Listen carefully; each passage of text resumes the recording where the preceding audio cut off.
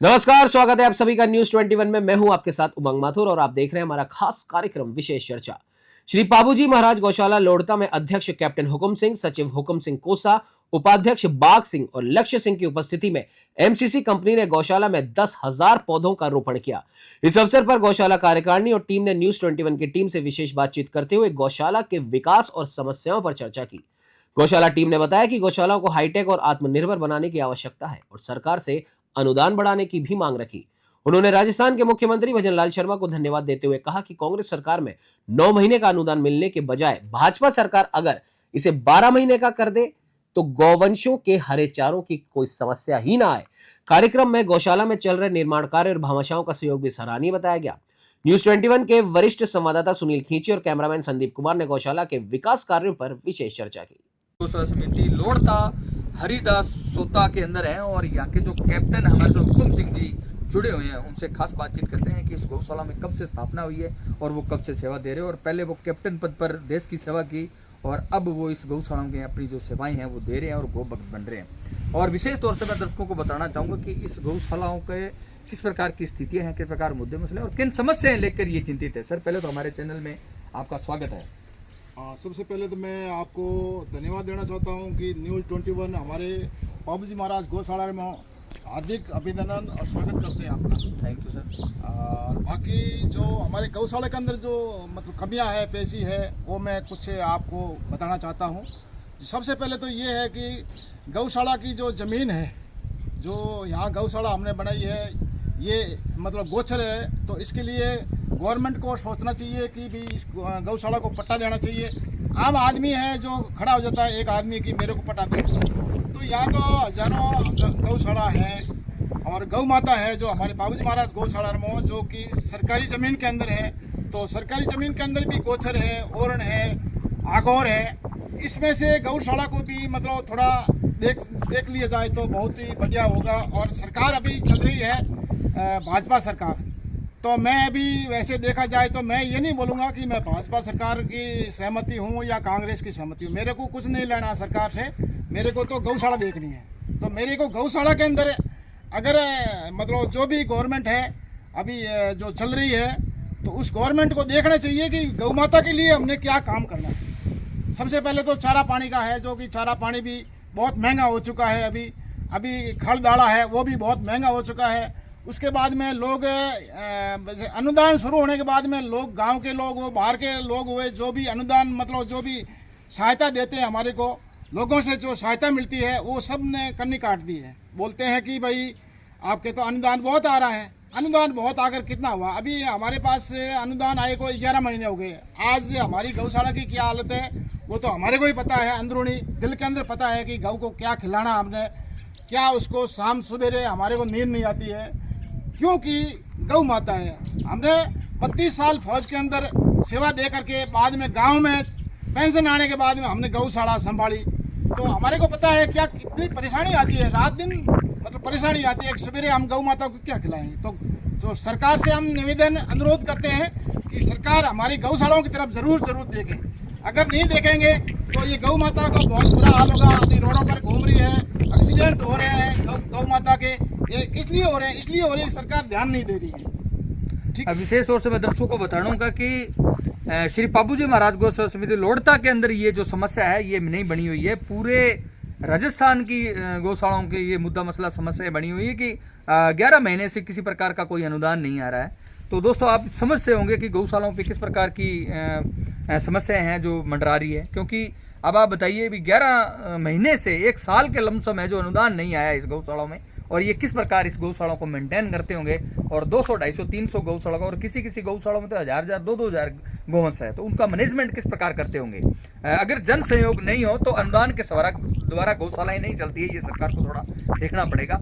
और विशेष तौर से मैं सर दर्शकों को बताना चाहूँगा कि इस गौशाला में आपके पास कितने गोवंश है और नीचे किस प्रकार है और जन सहयोग कितना हो जाता है और अनुदान कितना आ रहा है। और बात करें 25-50 के, अब सरकार ने 15% अनुदान बढ़ाया है, 25-50 कर दिया है। तो कार्यकारिणी टीम की मांग है कि 2025 के अंदर ये भी कम है महंगाई दर को देखते हुए, तो 50 और 100 रुपये होने चाहिए, ये भी मांग उठ रही है।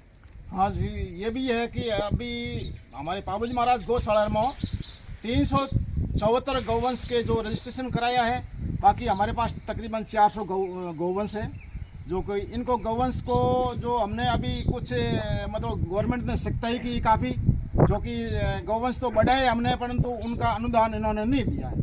जो अभी इन्होंने डॉक्टर वगैरह तहसीलदार साहब आए थे यहाँ पर गौ मतलब चेक करने के लिए, तो उन्होंने बोला कि हमारे सरकार तरफ से आदेश है, हम इतने इससे आगे नहीं बढ़ा सकते हैं, नहीं कुछ कर सकते हैं। चलो कोई बात नहीं, हम आगे वालों को देखेंगे, परंतु गवर्नमेंट को ये देखना चाहिए कि अनुदान समय पर मिले, जिससे समय पर अगर नहीं मिलेगा तो हम गौवंश को क्या खिलाएंगे। अब मान लो हमारे को गाँव वालों ने अध्यक्ष बना दिया, उपाध्यक्ष बना, सचिव बना दिया, अपन सचिव और उपाध्यक्ष वगैरह क्या कर सकते हैं अगर गवर्नमेंट सरकार मदद नहीं करेगी हमारे को।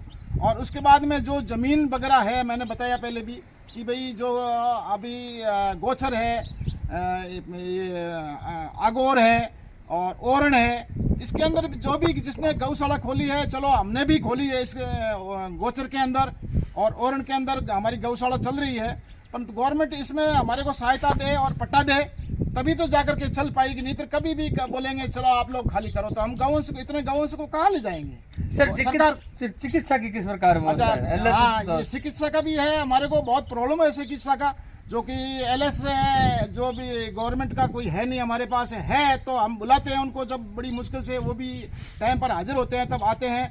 बाकी हमारे को गौवंश के लिए, गौशाला के लिए चिकित्सक मतलब जो भी एलएस लागू गवर्नमेंट को लागू किया जाए। और दवाइयाँ बड़ी महंगी है आजकल, जो कि बाज़ार से आप 100 रुपये की दवाई है वो 200 रुपये में देकर हमारे को लाना पड़ता है या पेमेंट करना पड़ता है। बहुत मुश्किल है, अगर चारा खरीदना ही मुश्किल हो रहा है तो दवाइयाँ लानी बहुत मुश्किल है। इसलिए क्या है, अगर बीमार गौवंश है, हम कहीं बाहर ले जाते हैं तो किराया यहाँ से एक गौवंश को ले जाने के लिए भी 4000 रुपये एक गाड़ी मांगती है। तो इसलिए क्या है कि सरकार की तरफ से जो एम्बुलेंस वगैरह की है वो ये बहुत दूरी पर है और वो टाइम पर पहुंचती नहीं है। गौ माता है, अपनी जान दे देती है। इसलिए गवर्नमेंट को चिकित्सा की तरफ से बहुत बड़ा ध्यान देना चाहिए। सर बात करते हैं कि आपको 22 और 44 रुपये अभी वर्तमान जो अनुदान मिल रहा है, क्या पर्याप्त मात्रा में सारी सुख सुविधाएं गौशालों की कर लेते? क्योंकि सर इतनी 400 के लमसम गायों गौंस का मैनेजमेंट करना बड़ा भारी काम है। तो सर बात करते हैं कि बिजली, लाइट, पानी की निकासी, पेयजल की व्यवस्था, जो बिजली बिल है सरकार वहन करे, एमएलए एमपी को ये भी कार्यकारिणी की मांग है। बिल्कुल, आप सरकार से हम ये भी अनुरोध करते हैं जो कि हमारे बिजली बिल है और जो गवर्नमेंट की तरफ से होना चाहिए। और बाकी तो जैसे अभी लाइट वगैरह है और कोई ट्यूबवेल चलाना है तो गवर्नमेंट को ये पूरा बिजली बिल मतलब कंट्रोल करना चाहिए। नहीं तो क्या है, हम तो चारे आपको पता अनुदान दिया, उस अनुदान से बिजली बिल वगैरह भर नहीं पाते हैं। सर एक मुद्दा और उठ रहा है, कार्यकारिणी टीम, हमने काफ़ी गौशालाओं को कवरेज किया है हमारे चैनल के माध्यम से। एक मांग बड़ी चिंता का विषय बनी हुई है कि जो अभी लिम्पी रोग है तो उसमें काफ़ी गौ माता की डेथ हुई थी, तो उसके लिए जगह पर्याप्त नहीं है, तो रोडों पे किनारे डालना पड़ता है गौ माता को, तो वो प्रदूषण, वायु प्रदूषण भी काफ़ी फैल रहा था, बीमारियां भी काफ़ी फैल रही थी, उसके लिए जगह स्टेब्लिश हो ताकि उनके लिए प्रावधान किया जाए। हाँ बिल्कुल बिल्कुल, ये भी क्या है कि जैसे गाँव पाबूजी महाराज गौशाला के अंदर जैसे लंपी की पिछले साल के अंदर बहुत प्रॉब्लम आई हमारे को। अगर जो हम खुले में डाल दें तो क्या है कि हो सकता है गांव के गौ माता है वो बीमार हो जाए, उसमें मतलब बहुत ज़्यादा प्रॉब्लम आई हमारे को। इसलिए क्या है कि कोई सुविधा नहीं, आप जेसीबी बुलाएंगे खड्डा खोदने के लिए तो वो भी पैसे मांगेगा, मतलब बहुत ज़्यादा प्रॉब्लम आई है हमारे को ये चिकित्सा की तरफ से।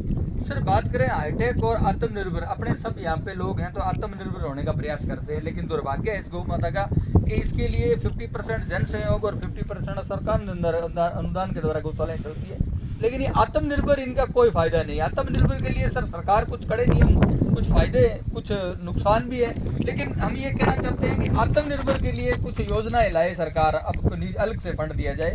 जैसे गोबर गैस है, गोबर गैस के प्लांट दिए जाए, केंचुआ खाद के प्लांट दिए जाए, प्रजनन क्षमता बढ़ाई जाए, अच्छे नस्ल के सांड तैयार की जाए, नस्ल सुधार पे थोड़ा ध्यान दिया जाए, ऐसे नस्ल की बच्चियां तैयार की जाए तो गौशाला में दूध हो सकता है, घी बन सकता है, गोबर खाद है, इससे भी थोड़ा अर्निंग हो सकती है, तो गौशाला एस्टेब्लिश हो सकती है। आपका क्या? बिल्कुल गौशाला है जो सरकार को भी ये भी देखना है कि आत्मनिर्भर गौशाला कैसे बने, जैसे कि दूध है और गोबर गैस है और उसके बाद में जो भी मतलब जो गौमूत्र है, तो इससे क्या है कि गौशालाओं को गवर्नमेंट अनुदान दे और आत्मनिर्भर बनाए तो गौशालाएं थोड़ा इससे हो सकता है कि आत्मनिर्भर बन जाए और बहुत सहयोग मिलेगा। तो लोग भी सोचेंगे भाई देखो इस गौशाला के अंदर ये अपना जो हिसाब किताब से गोबर है और गौमूत्र है और जो भी मतलब गौशाला आत्मनिर्भर बनने के लिए गवर्नमेंट की सहायता चाहिए हमारे साथ और भी यहाँ के जो मेन श्रेय गौ माता की सेवा का जाता है वो ये गोपालकों को जाता है। इनसे खास बातचीत करते हैं कि हम तो सब मैनेजमेंट करने वाले हैं, लेकिन